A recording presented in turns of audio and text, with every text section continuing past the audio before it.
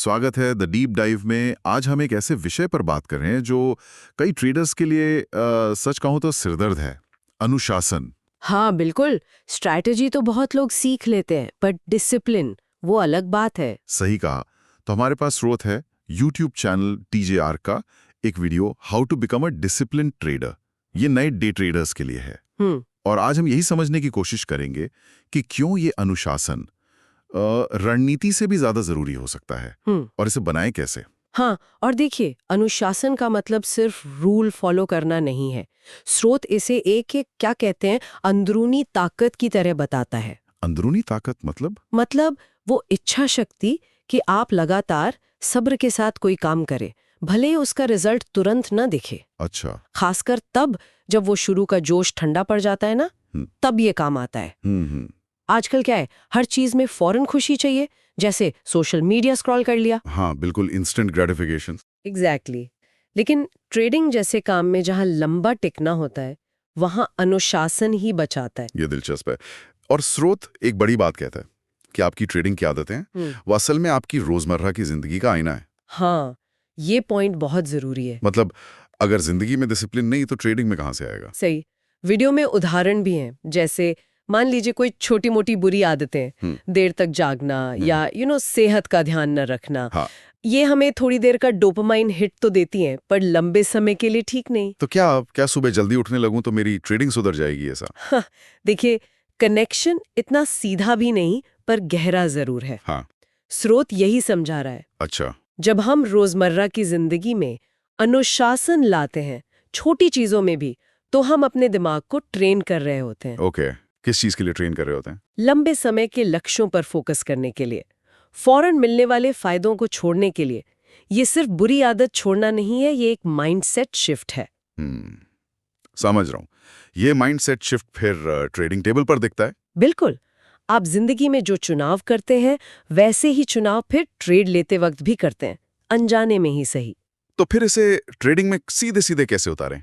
मतलब स्रोत किन प्रैक्टिकल चीजों पर जोर देता है? हाँ, तो वो 3 मुख्य चीजें बताता है: रिस्क मैनेजमेंट, धैर्य और इमोशनल कंट्रोल।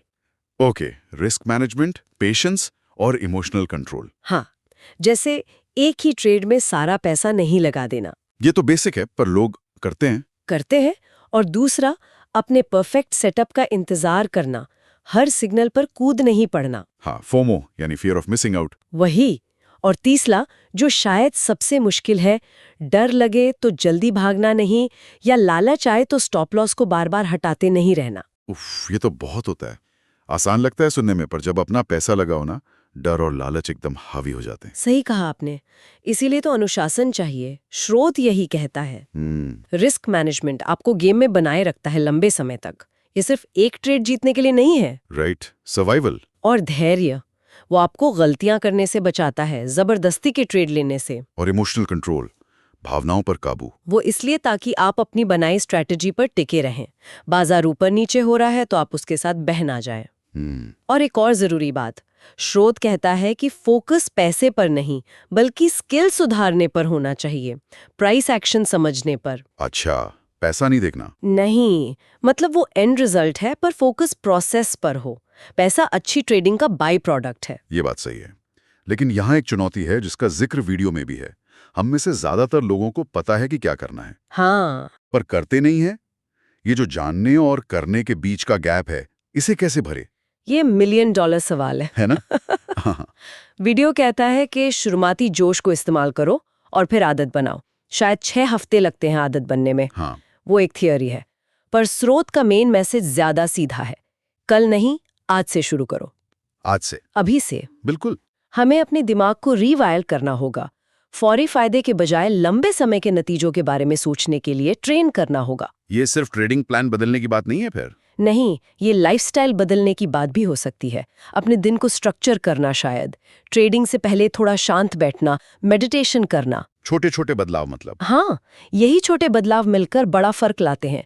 ये एक मैराथन है, कोई 100 मीटर की दौड़ नहीं। तो अगर मैं समेटूं तो बात यह है कि हमारी जिंदगी और हमारी ट्रेडिंग ये आपस में गहरे जुड़े हैं। बिल्कुल।